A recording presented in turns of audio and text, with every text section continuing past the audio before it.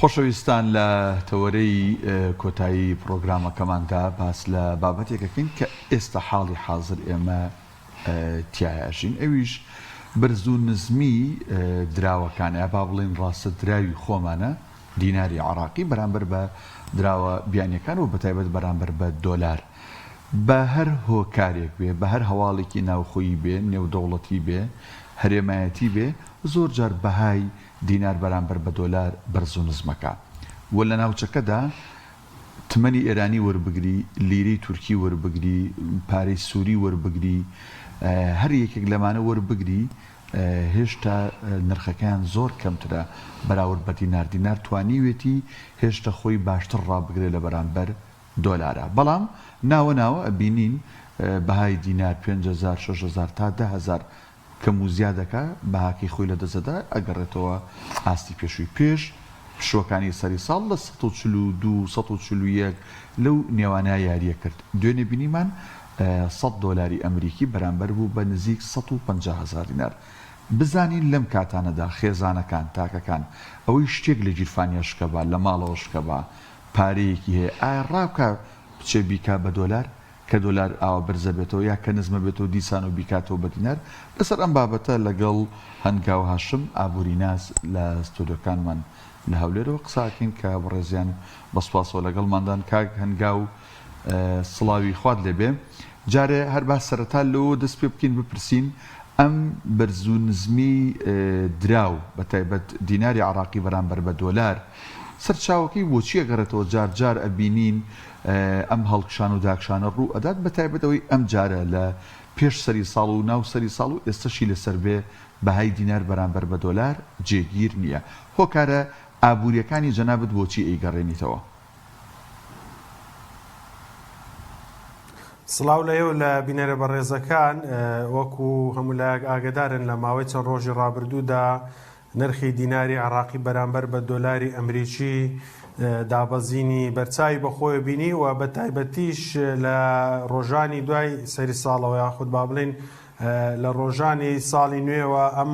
بارودۆخە هاتە ناو بازاڕەکانی دراوی عراقیەوە. چەندین هۆکار و فاکتەری با بڵێن هەم ئابووری، هەم سیاسی، هەم دارایی و هەم با بڵێن نێودەوڵەتیشی هەیە کە کاریگەریان هەبووە لەسەر با بڵێن نزمبوونەوەی نرخی دینار بەرامبەر بە دۆلاری ئەمریکی و زیادبوونی خواز لەسەر دۆلاری ئەمریکی. یەکێک لە هۆکارە هەرە سەرچیەکان ئەوەیە کە حکوومەتی عێراق لە ساڵ یعنی لەم ساڵەوە کە ساڵی تازەیە 2026 دەستی کردووە بە کۆمەڵێک ڕێکار بۆ پێدانی دۆلار بە تایبەت بە بازرگانەکان. یەکێک لەم ڕێکارانە دەگەڕێتەوە بۆی ئەو ڕێکاری ئەسیکۆدا بۆ بازرگانان دابین دەکات کە ئەمەش وا دەکات هەر بازرگانێک کۆدی ئەسیکۆدای نەبێت نەتوانێت لە مەنەسەکانەوە دۆلار وەربگرێت. لە ئێستاشدا بەشێکی زۆری بازرگانان و بە تایبەتیش بازرگانان لە هەرێمی کوردستان بەشدار نەبوونە لە سیستەمی ئەسیکۆدا. ئەمە وای کردووە کە بازرگانان ڕوو بکەنە بازاری ڕەش بۆ دەستکەوتنی دۆلارەکان. هەر کاتێکیش خواست لەسەر هەر شتێک زیاد بێت لە ڕووی ئابووریەوە بێگومان نرخەکەشی بەرز دەبێتەوە. ئەمە وای کرد یەکێک بوو لە هۆکارە سەرچیەکان کە دۆلاری ئەمریکی بەرامبەر بە دیناری عراقی لە بازاڕەکانی ناوخۆی عێراقدا بەرز بێتەوە. لە لایەکی دیکەشەوە یعنی بارودۆخی دارایی عێراق لە ئاستێکی پێویستدا نیە و هەروەها چاوەڕوان دەکرێت کۆمەڵێک ڕێکار بگیرێتە بەر لەم ساڵەوە بەهۆی کورتێنانی بودجەوە و پێداویستیەکانی حکوومەتی عراقیەوە وا بکات کە با بڵێن بە تایبەت کە سەرچاوەی داهاتی حکوومەتی عراقی سەتانەوەت زیاتری لە ڕێگەی نەوتەوەی هەر کاتێکیش با بڵێن کە نرخی نەوت دابەزێت دۆلارێکی کەمتر دەست دەکەوێت، یعنی حکوومەتی عراق دۆلارێکی کەمتری دەست دەکەوێت. ئەمە وا دەکات دۆلار لە عێراقدا کەمتر بێت و کێشەی سویلە و کورتێنان بۆ حکوومەتی عراقی دروست ببێت. ئەمە هۆکارێکی دیکە بوو. لە ڕووی سیاسیشەوە یەکێک لە هۆکارەکان ئەوەیە کە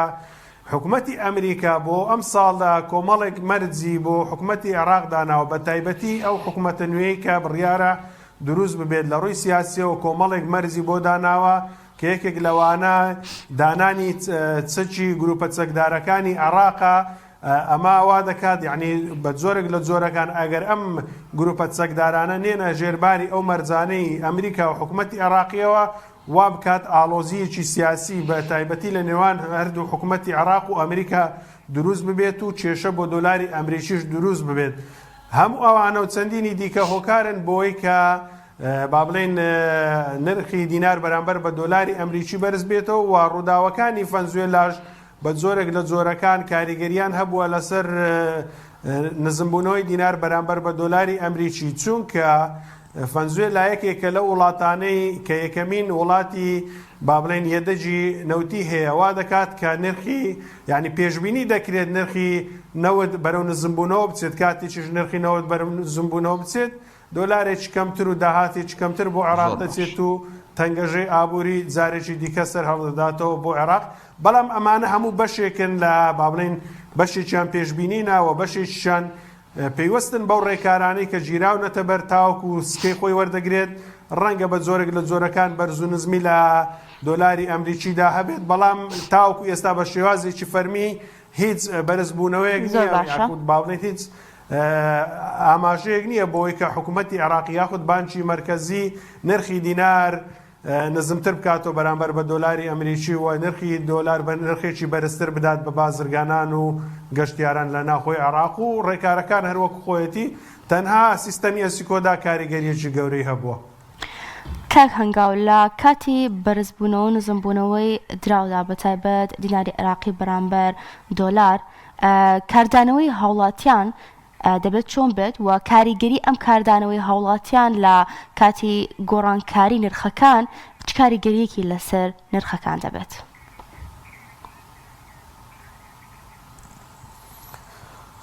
بە دڵنیاییەوە زۆر جار یعنی کاریگەری ڕاگەیانەکانیش کاریگەریەکی ئەوتۆیان هەیە لەسەر تاچی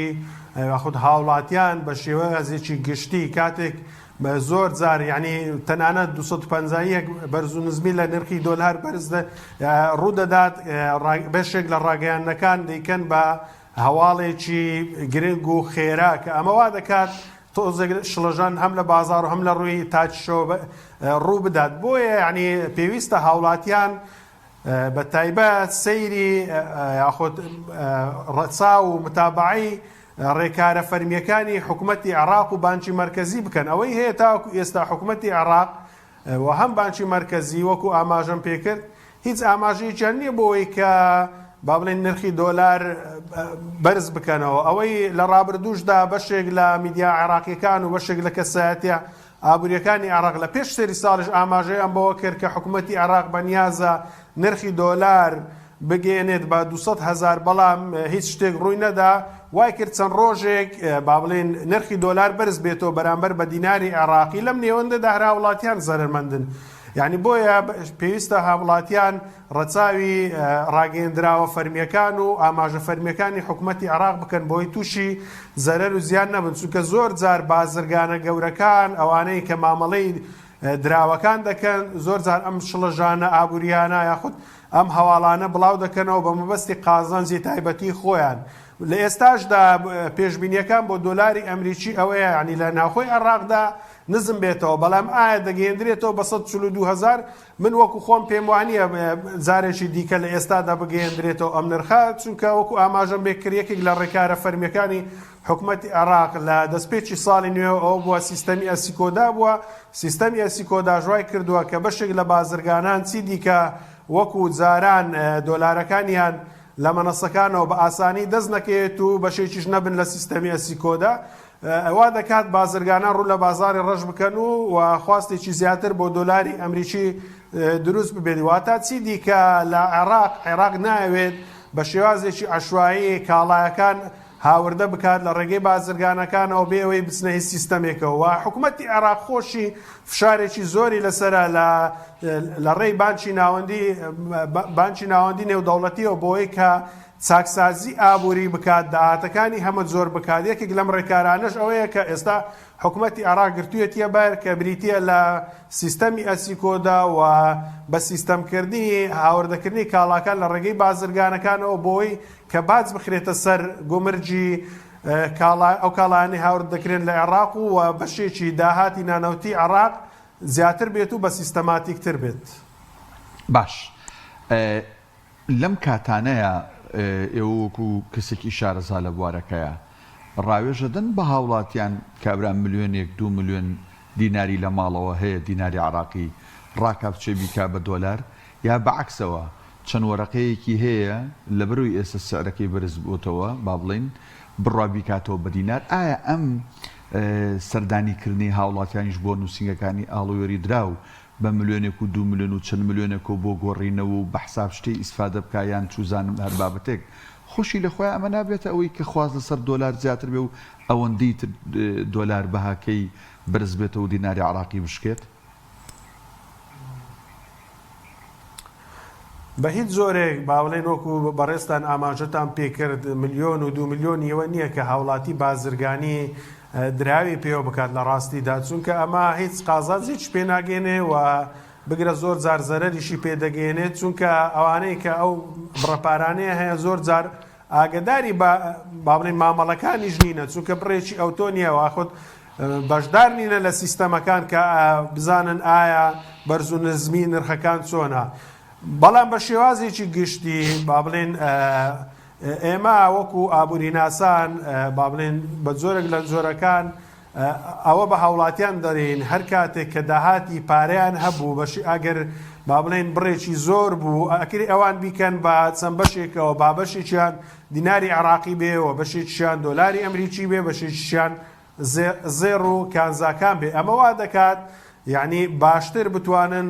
داهاتەکانی خۆیان دەست پێوە بگرن و زۆر زار قازانجیشی لێوە بکەن. بەڵام بە هیچ زۆرێک ئەم بڕە پارەکەمانە ئێوەنی هاوڵاتیان بچن بازرگانی پێوە بکەن لە بازارەکان و بازارەکانیش بشڵەژێن و خۆشیان بە هیلاکەت بدەن و زۆر زارێش تووشی زەرەر و زیان بن. ئەمە بەڕاستی کارێکی گونجاو نییە لە ڕووی ئابووریەوە بۆ هەر تاکێک. کاک هەنگاو هاوڵاتیان بەتایبەت کەسبکاران چۆن خۆیان لە زەرەر و زیانی ئەم بەرزبوونەوە نزمبوونەوەی دراو بپارێزن لە کاتێکدا لە ئێستادا بەرز بۆتەوە نرخی دۆلار بەرامبەر دینار ئایا چۆن کەسبکاران بەتایبەت ئەوانەی کە مامەڵەیان یاخود شتومەکەکانیان بە دۆلارە چۆن خۆیان پارێزن لە زیان؟ بەڵێ وەکو ئاگدارن تایبەتی لە دوێنێدا دۆلاری ئەمریکی نزیک بۆ لە 150,000 بەڵام ئەمڕۆکە 146,400 دینارە هەنی نزیکەی 4,000 دینار لە ماوەیەک ڕۆژدا دابەزی. پرسیارەکە وێ ئایا ئەو هاوڵاتیانەی کە دوێنێ دۆلاریان کڕیەوە ئێستا بیفرۆشنەوە بۆ هەر 100 دۆلارێک یعنی ئەوان 4,000 دیناریان زەرەرە. ئەمە وا دەکات یعنی بەڕاستی هاوڵاتیان تووشی گرفتار و زەرەر و زیان بن بۆیە زۆر باشترە هاوڵاتیان لەم کاتانەدا خۆیان بە دوور بگرن لە کڕینی دۆلار و مامەڵەکردن بە دۆلارەوە چونکە یەکەمی خاڵ ئەوەیە کە دۆلار لە ئاستی نێودەوڵەتی خۆیدا بە شێوازێکی ئەوتۆ بەرزبوونەوەی بەخۆ نەتبینیەوە. ڕاستە لە دوای ڕووداوەکانی با بڵێن گرتنی سەرۆکی فەنزوێلاوە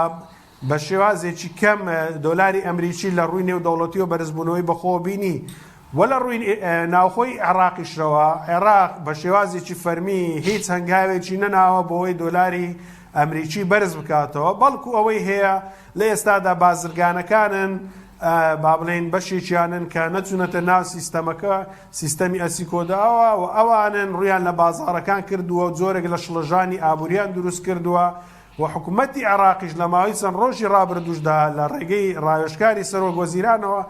دڵنیایی بەوەدا کە ئەم بەرز و نزمیە بە تایبەتی ئەو بەرزبوونەوەی نرخی دۆلار لە ماوەی چەند ڕۆژی ڕابردوودا کاتیە و دەکرێت لە ڕۆژانی داهاتوودا نرخی دۆلار جێگیربوون و سەقامگیربوون بەخۆی ببینێت و جارێکی دیکە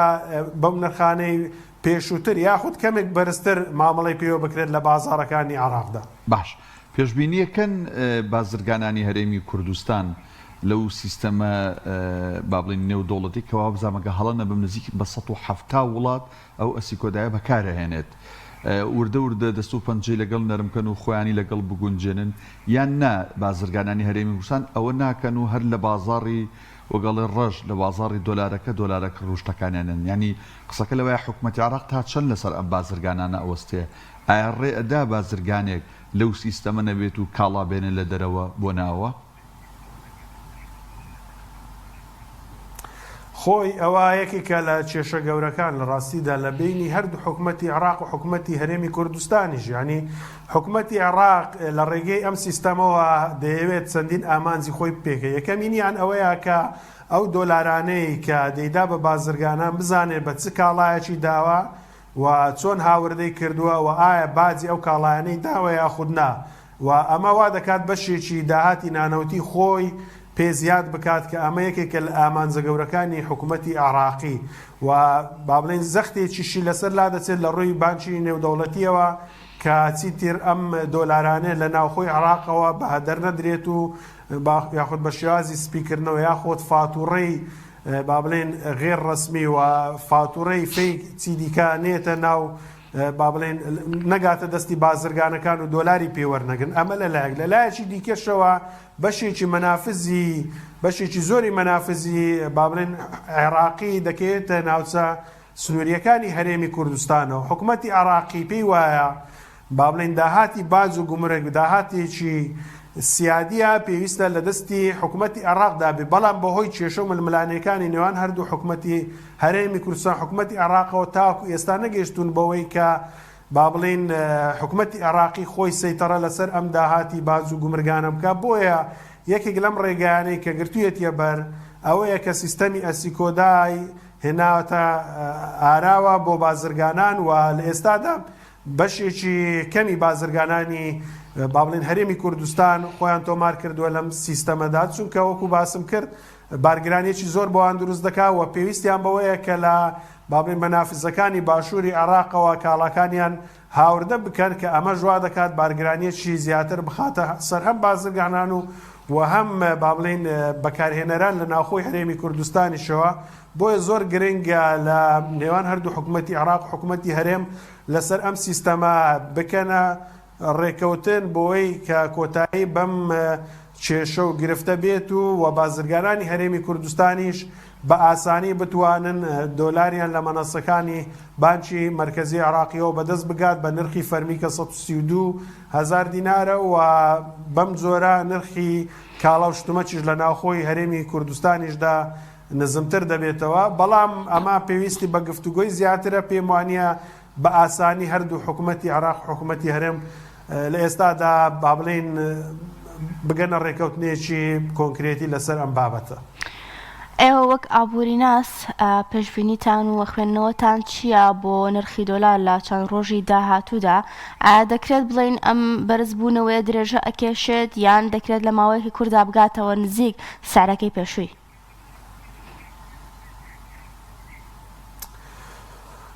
نرخی دۆلار بۆ ڕۆژانی داهاتوو پەیوەستە بە چەند هۆکار و فاکتەرێک، یعنی ئابووری عێراق بە شێوازێکی ئەوتۆ ئەوەندە لەرزۆکە با بڵێن کە ئەدنا کاریگەری نێودەوڵەتی و ئیقلیمی و ناوخۆیی کاریگەری هەیە لەسەر نرخی دۆلار لە ناوخۆی وڵاتەکەیدا. یعنی